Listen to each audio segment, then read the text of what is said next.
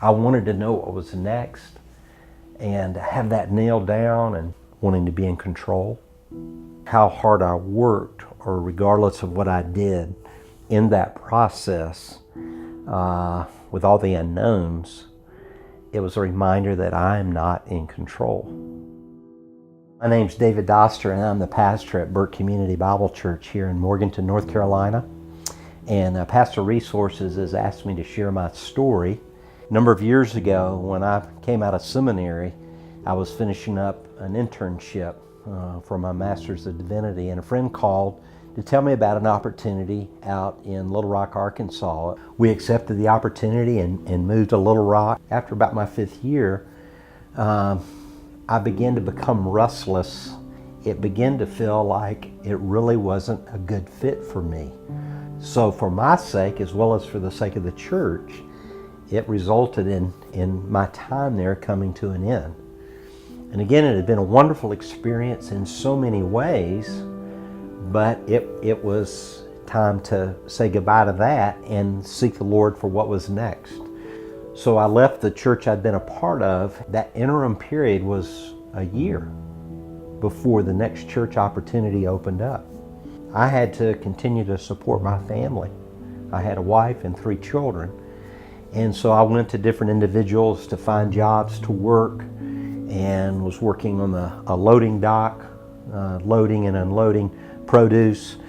I did all kinds of grunt work for another individual who was expanding his business. But I began to experience some restlessness in my spirit as I found myself doing things that I didn't really, at that time feel like was the best use of my time. I wanted to be in ministry. But the Lord was taking us through a season of time. And as I worked in these various jobs, actually not only a frustration, but a bitterness began to build up in my spirit. A resentment towards the fact that I wasn't already in my next assignment as a pastor. And I can remember working on the loading dock. I was unloading the old bananas and stacking them. And there's nothing wrong with that kind of work. It's good, honest work. But in my own thinking, I was wrestling with the fact this can't be what the Lord truly has for me. But it was. The gentleman that drove the forklift that would pick up the pallets that I had loaded with the boxes of bananas was an African-American gentleman. And his name was Odell. And to be really honest, I was the one with the master's degree. I don't think Odell ever finished high school. He went into the military. But somewhere along the way, he came to a really living, powerful relationship with Jesus Christ. And as we became acquainted working with each other,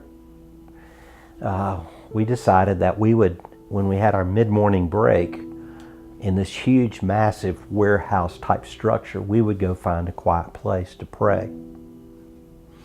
And because I was struggling with a resentful heart at that point, it felt like my prayers were hitting the ceiling. But what was powerful was to hear Odell pray.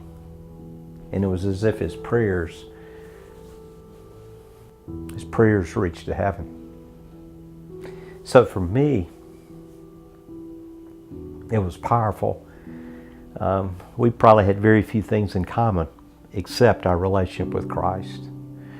And for him to pray and to reach towards heaven, it somehow lifted my heart in the midst of that difficult time. But it was humbling because I thought I should be in ministry. And so the other aspect of it is you realize ministry can happen in all kinds of places, apart from whether you have a title or not. And I can remember after about 6 months of that, going to preach at a church in Memphis.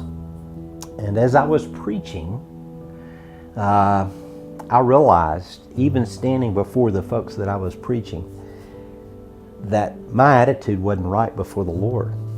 It was as if a lightning bolt hit me, not just between the eyes, but in the heart. That here I was preaching, filled with this resentment.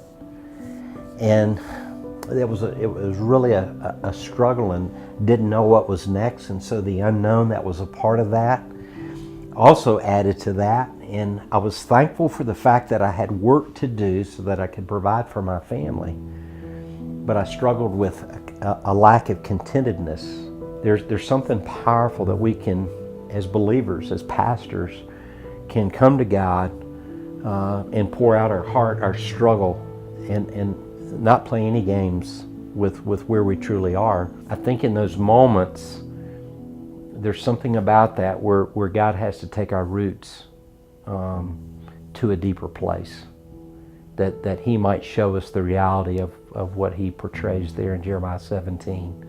So when even that drought comes, that hardship comes, that darkness comes, that wants to stifle us, there's a sense where He's taken our roots to a deeper place to draw life from Him, maybe in ways that we've never tasted before.